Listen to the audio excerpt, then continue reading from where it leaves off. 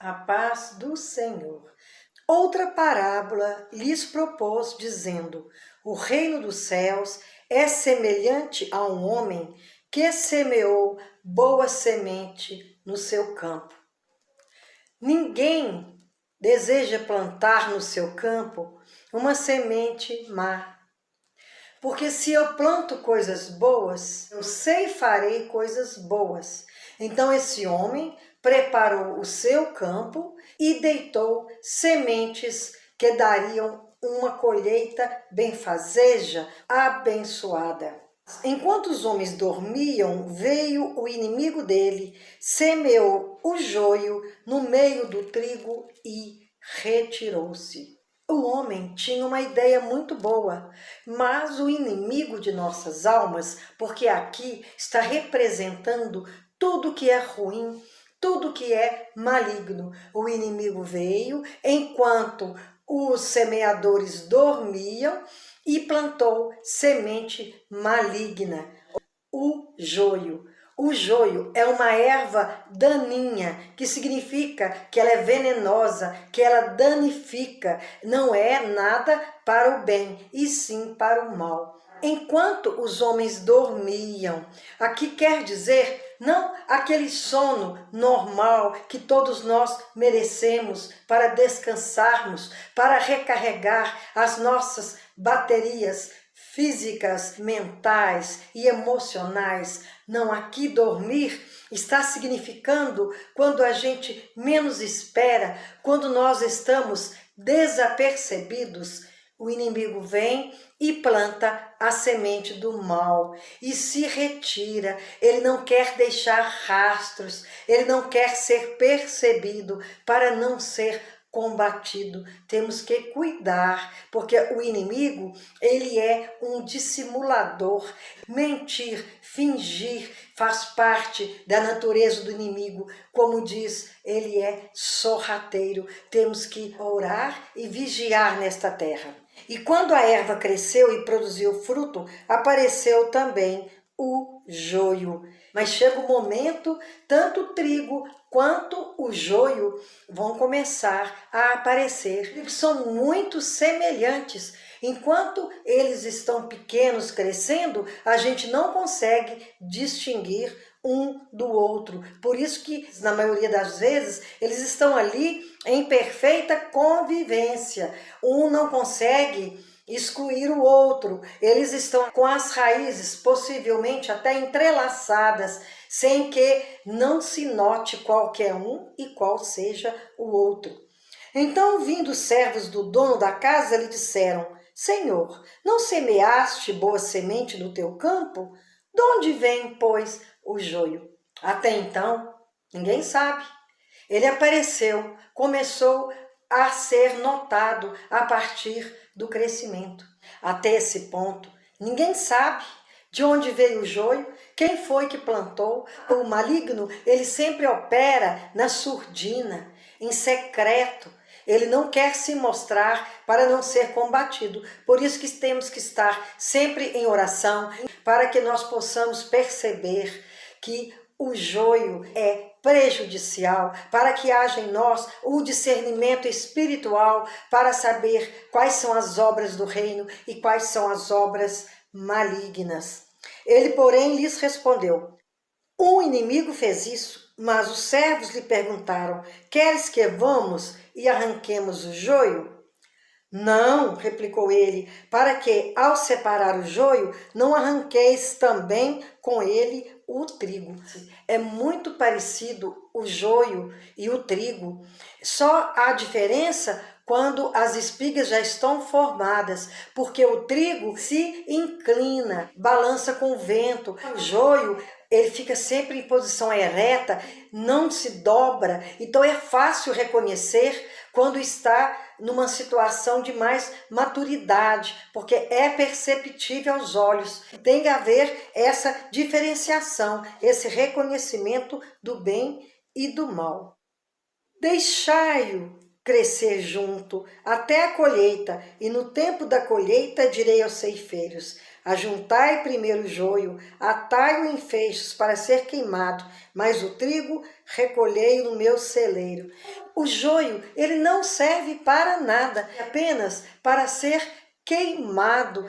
Ele está ali no meio do trigo, mas não oferece nada de bom, não traz um nutriente positivo para a terra, pelo contrário, ele é uma semente do mal. O mal, ele sempre está tentando entrar onde existe o bem, onde existe a plantação da boa semente, porque não há nele nada de bom, há só perversidade, maldade. E essas pessoas que só pensam no mal, que só fazem o mal, e como joio, só prejudicam. Na igreja, há joio e há trigo. Tem gente que pensa, essas pessoas são convertidas, são batizadas.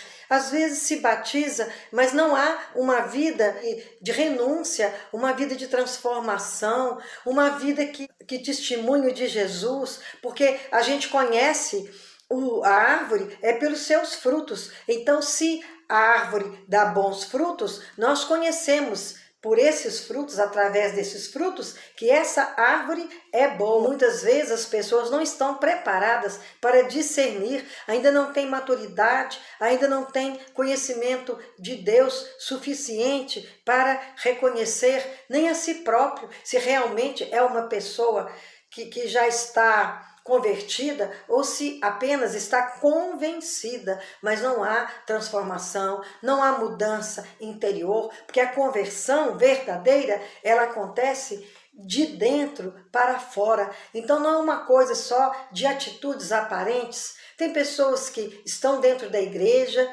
criam os filhos na igreja, participam da liturgia, são obreiros ali, mas não se perguntam se realmente são convertidas. Nós temos que fazer esse autoexame, esse exame com a ajuda do Espírito Santo de Deus, para que ele fale em nosso coração, porque às vezes nós temos que realmente nos converter e mudar a rota da nossa vida, fazer uma conversão. Então o Senhor manda que o joio ele seja recolhido em feixes, jogado no fogo para ser queimado. É para isso que o joio serve.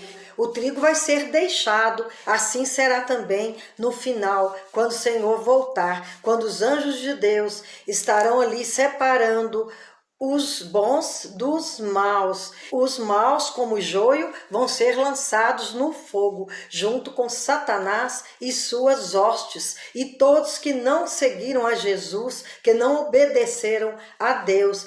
É muito rica essa passagem e nós temos que levar em consideração todos os versículos que falam de salvação, falam de vida eterna, falam da seleção dos bons e dos maus. Discípulos de Jesus ficaram inconformados por não terem entendido a parábola do joio e do trigo.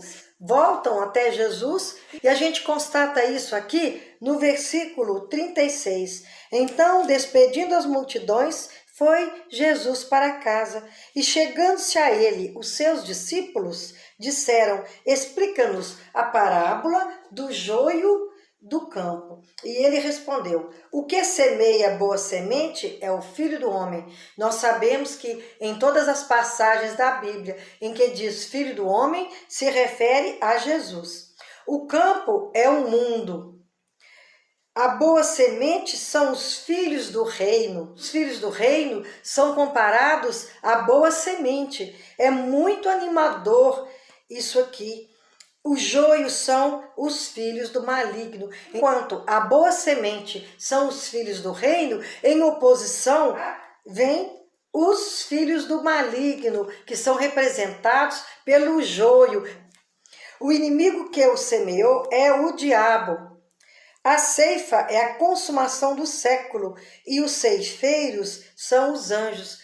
No final de tudo, quando forem separados os bons dos maus, o joio do trigo. E como aqui na parábola o joio é atado em feixes e jogado no fogo, também os filhos das trevas também vão ser jogados no fogo eterno, porque nós temos oportunidade, enquanto caminhamos aqui, de mudar a nossa vida, através do Espírito Santo, de abrirmos o nosso coração e mente às palavras do Senhor, buscarmos o Senhor constantemente, para que entendamos onde estamos errando, o que precisamos fazer. O Espírito Santo declara a nós, porque Ele é a luz, para que haja uma mudança verdadeira de dentro para fora, não uma mudança simplesmente que engana, que ilude outras pessoas. Quando chegar aquele dia, estaremos naquela coluna onde estão aqueles que vão ser jogados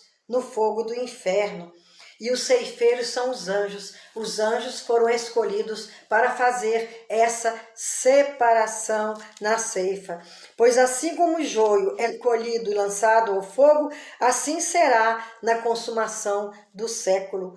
Mandará o Filho do Homem os seus anjos, que ajuntarão no seu reino todos os escândalos e os que praticam a iniquidade. Então, esses vão ser retirados do reino e os lançarão na fornalha acesa. Ali haverá choro e ranger de dentes. Então os justos resplandecerão como o sol no reino de seu Pai. Quem tem ouvidos, ouça. E para nós é um incentivo muito grande de mantermos de acordo com a palavra, vivendo de acordo com os ensinamentos do Senhor. Enquanto estamos aqui, depois que fecharmos os olhos, não há nada que se faça, não há nada que algum familiar nosso possa fazer, não há nada que possa alterar o nosso destino eterno.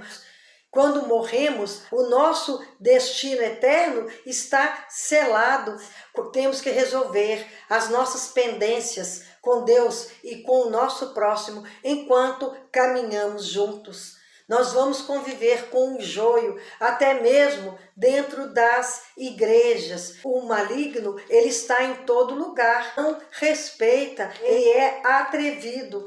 Como Deus lança a boa semente, o maligno lança a sua semente do mal. No mesmo ambiente, no mesmo lugar, podem estar ali convivendo o joio e o trigo. Não sabemos reconhecer. Temos que procurar viver da melhor maneira possível, cumprindo os estatutos de Deus, os mandamentos que Jesus nos ensinou, de tolerância, porque nós temos que tolerar o joio para que não sejamos pedra de tropeço, porque o Senhor vai cobrar de nós. Não é porque uma pessoa está sendo joio hoje que ela não possa se converter amanhã.